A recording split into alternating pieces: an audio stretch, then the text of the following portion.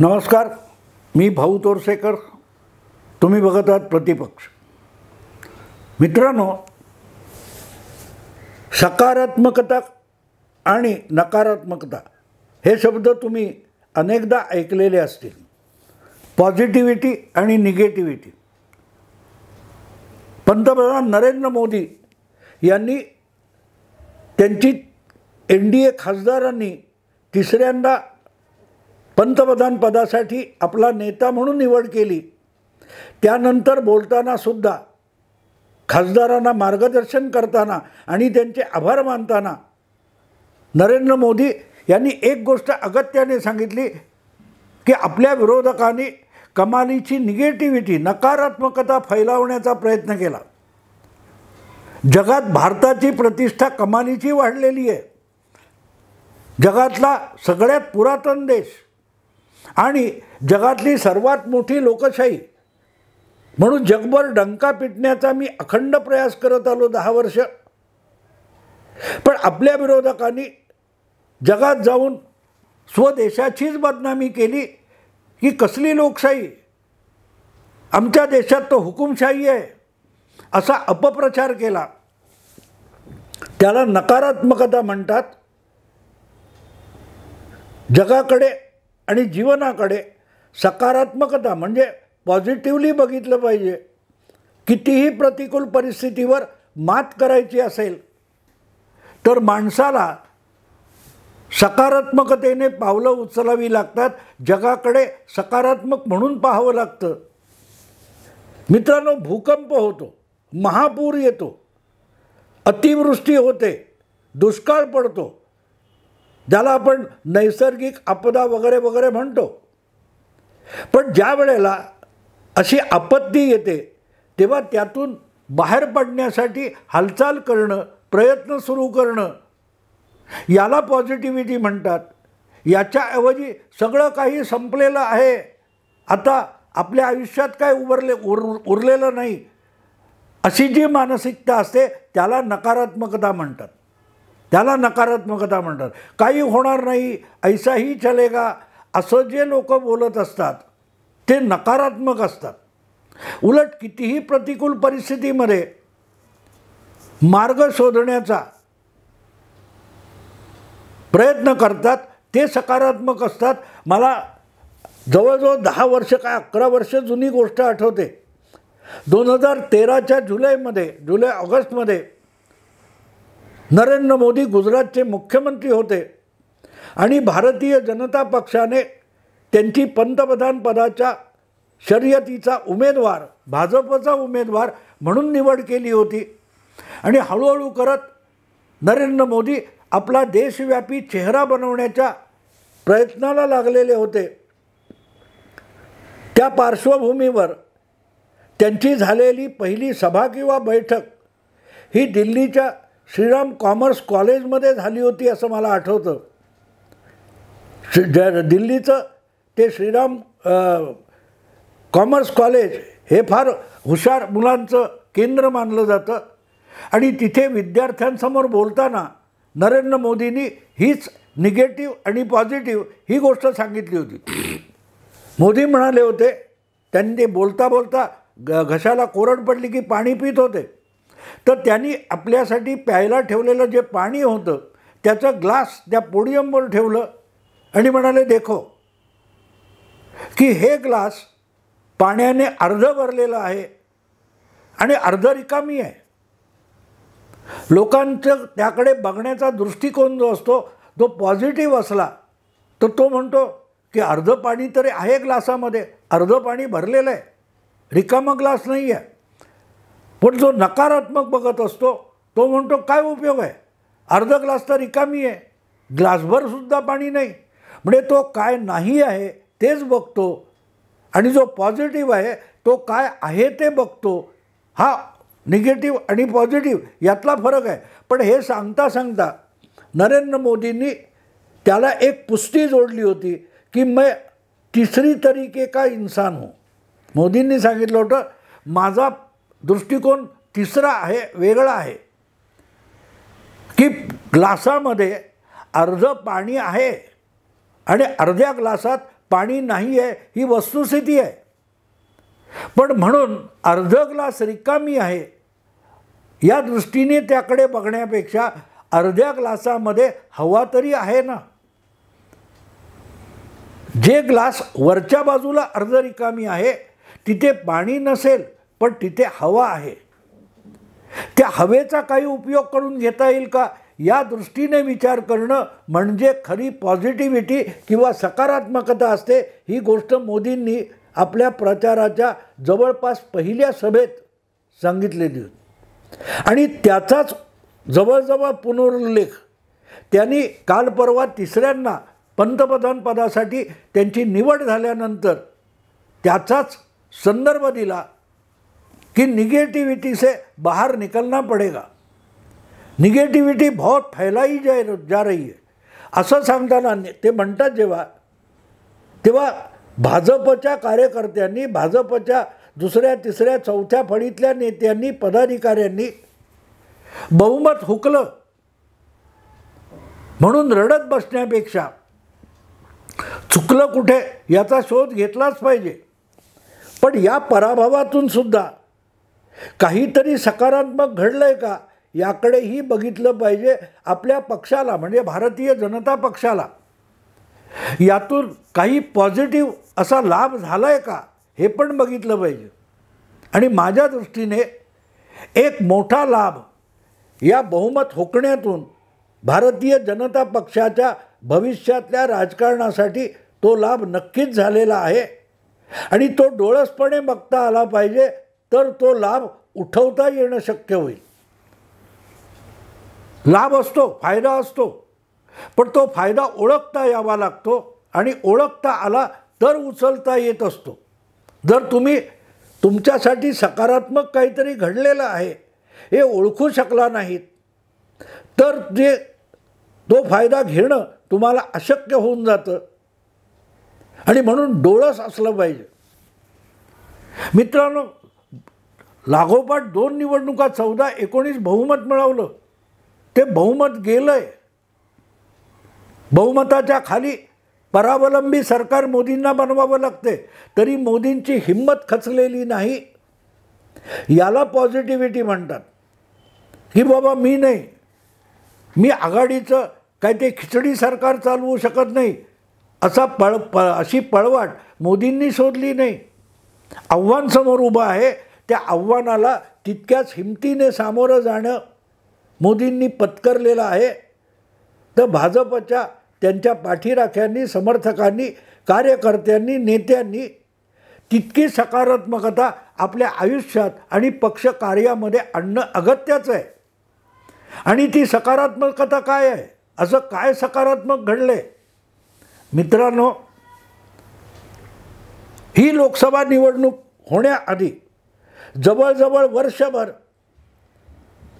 Indi alliance नावाची भाजप विरोधी आघाडी बनवण्याचा प्रयत्न झाला.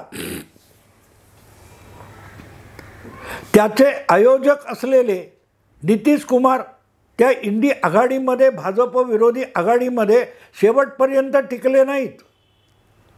मध्येच उठून 2-3 महिन्यापूर्वी नितीश कुमार जानेवारीमध्ये मला वाटते आपणच स्थापन करू म्हणून सुरुवात केलेल्या आघाडीला लाथ मारून NDAमध्ये दाखल झाले.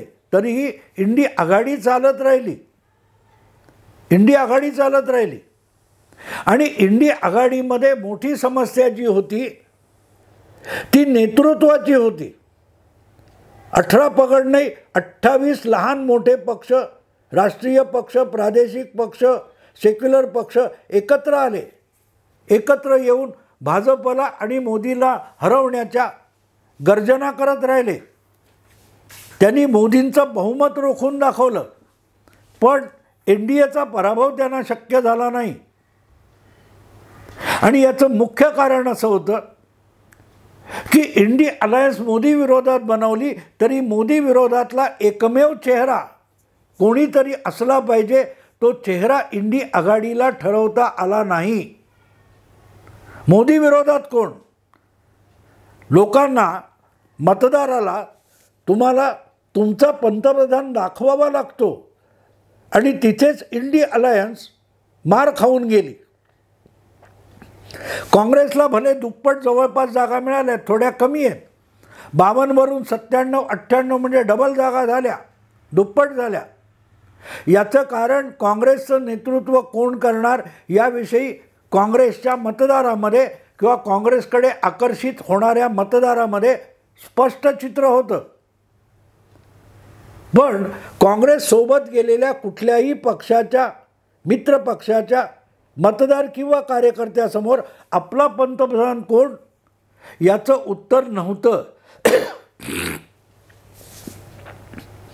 म्हणजेच इंडी आघाडीकडे जी त्रुटी होती, कमतरता होती, ती पंतप्रधान पदाच्या चेहऱ्याची होती. नाराज किंवा उदासीन मतदार हा इंडी आघाडीकडे आकर्षित होत होता, पण त्याला देशाची सूत्र कोणाकडे सोपवायची हे कळत नव्हतं. मग त्यापेक्षा मोदींकडे आहेत ती बरं असं वाटून बराचसा मतदार एनडीएकडे राहिलेला आहे. कारण त्याच्यासमोर दुसरा चेहरा नव्हता. आणि इंडी अलायन्समध्ये सहभागी झालेले, काँग्रेसचे मित्रपक्ष झालेले बहुतांश नेते हे साशंक होते की आपण राहुल गांधी यांचं नेतृत्व घेऊन निवडणुकीत उतरायचं का? राहुल गांधी यांचा चेहरा दाखवून आपल्याला फायदा होईल की तोटा होईल या संभ्रमात इंडी आघाडीचे बहुतांश पक्ष आणि नेते राहिले. आणि त्याचाच फटका इंडिया अलायन्सला बसला, हे सुद्धा मान्य करावं लागेल. हे सुद्धा मान्य करावं लागेल. जर चेहरा असता तर अजून मोठा फरक पडला असता. जे कोणी प्रशांत किशोर किंवा योगेंद्र यादव असे लोक बोलत होते ते संपूर्ण चुकीचं किंवा खोटं बिलकुल नव्हतं. जनतेमध्ये उदासीनता होती, त्याचं काहीसं प्रतिबिंब या निकालात पडलेलं आहे. पण ती उदासीनता उत्साहाने बाहेर आली नाही, कारण पर्याय नाही. मग आहे ते चालवून घ्या. मोदी सुरक्षा देतात, काही प्रमाणात जनतेच्या गरजेची कामं करतात. तो मोदी आहे तर कशाला बिघडवायचं, कशाला विस्कटून टाकायचं? आणि याचं कारण काँग्रेसकडे पंतप्रधानपदाचा चेहरा नव्हता आणि इंडिया आघाडीकडे पण पर्याय नव्हता. साधी गोष्ट आहे. सगळ्यात मोठा पक्ष जो असेल त्या आघाडीतला, त्याचाच सर्वोच्च नेता हा आपोआपच त्या आघाडीच्या नेतृत्वाचा चेहरा बनतो. काँग्रेससुद्धा छाती ठोकपणे सांगू शकत नव्हती की आमच्यासाठी राहुल गांधी हाच पंतप्रधानपदाचा चेहरा आहे. ना इंडिया आघाडी ठामपणे सांगू शकत होती की राहुल गांधी किंवा आणखीन कोण, खरगे हा आमचा पंतप्रधानपदाचा चेहरा आहे असं सांगू शकले नाहीत. दरम्यान एक गोष्ट तुम्हाला आठवत असेल, पाटण्याच्या सभेनंतर बंगलोरला जी इंडिया आघाडीतल्या पक्षांची बैठक झाली, त्यामध्ये अचानक ममता बॅनर्जी यांनी इंडिया आघाडीचा निमंत्रक किंवा पंतप्रधानपदाचा चेहरा म्हणून काँग्रेसचे अध्यक्ष मल्लिकार्जुन खरगे यांचं नाव घोषित करून टाकलं. त्यासाठी काँग्रेसला किंवा मल्लिकार्जुन खरगे यांच्याशी विचारविनिमयसुद्धा ममता बॅनर्जी यांनी केला नव्हता. ममता दिदीने हे नाव सुचवलं आणि तत्काळ अरविंद केजरीवाल यांनी त्याला पाठिंबासुद्धा देऊन टाकला होता. पण स्वतः मल्लिकार्जुन खरगे काँग्रेसचा किंवा इंडिया आघाडीचा चेहरा व्हायला तयार होते का? आपलं नाव सुचवलं गेल्यानंतर तात्काळ त्या बैठकीमध्ये बोलतानाच खरगे यांनी झुरळ अंगावरून झटकून टाकावं तसा इन्कार करून टाकला की आत्ता नाव आणि चेहरा ठरवायची गरज नाही, आपण आधी भाजपला हरवू मग पंतप्रधानपदाचा चेहरा ठरवू असं म्हटलं. आणि तिथूनच इंडी अलायन्समध्ये बिब्बा घातला गेला. त्या बैठकीनंतर पत्रकार परिषद झाली. त्याला इंडी अलायन्सचे नेते म्हणून लालू प्रसाद यादव आणि नितीश कुमार हजर राहिले नाहीत, उठले आणि तडकाफडकी पाटण्याला बिहारला निघून गेले. याचं कारण सरळ होतं, नितीश कुमारांना इंडी अलायन्सने दिल्लीचा नेता बनवावं, म्हणजे बिहारमध्ये आपला पुत्र तेजस्वी यासाठी मुख्यमंत्री होण्याचा मार्ग मोकळा होतो, ही लालू प्रसादांची कल्पना होती. आणि म्हणूनच नितीश आणि लालू त्या दुसऱ्या बैठकीतून चिडून निघून गेले होते. आणि तरीही इंडी अलायन्सकडे चेहरा नव्हता.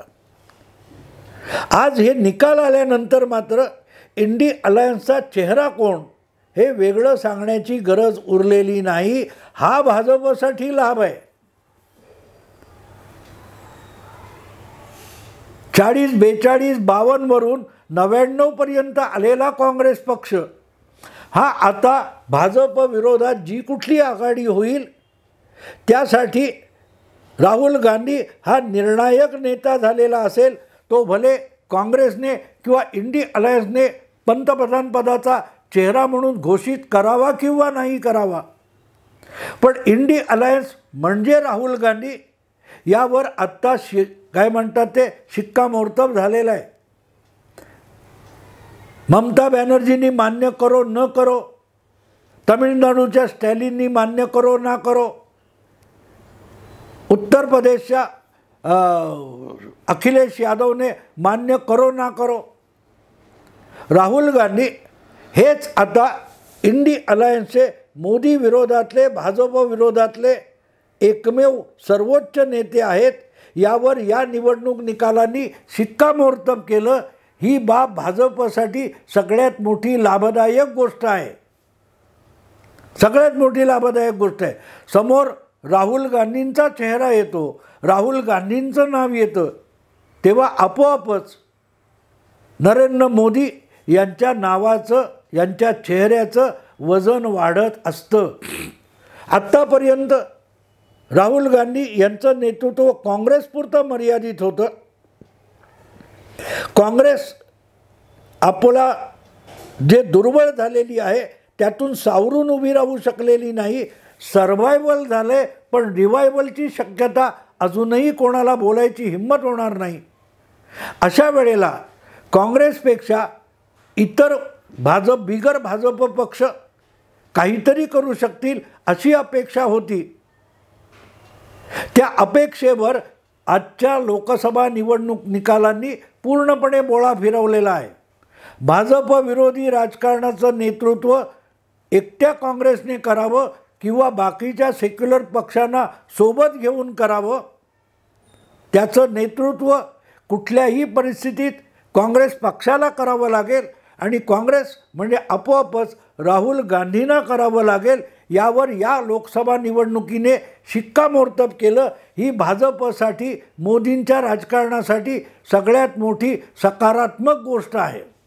माझ्या दृष्टीने भाजपसाठी बहुमत गमावताना सुद्धा झालेला हा सगळ्यात मोठा फायदा आहे. मित्रांनो, सकारात्मक गोष्ट तशी बघायची असते.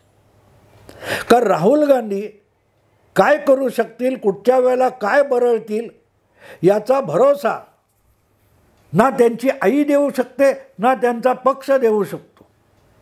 आत्ताच निकाल लागलेले नाहीत, मोदींचा शपथविधीसुद्धा झालेला नाही. अशा वेळेला खटाखट 1,00,000 रुपये देण्याचा जो डंका राहुल गांधीने पिटला होता त्याची उत्तरं देताना काँग्रेस नेत्यांकडे आणि पक्षाच्या नाकी नऊ आलेले आहेत. हळूहळू करत भाजपने हा विषय अधिक फोडणी देऊन, तडका देऊन शिळ्या कढीला ऊत आणला.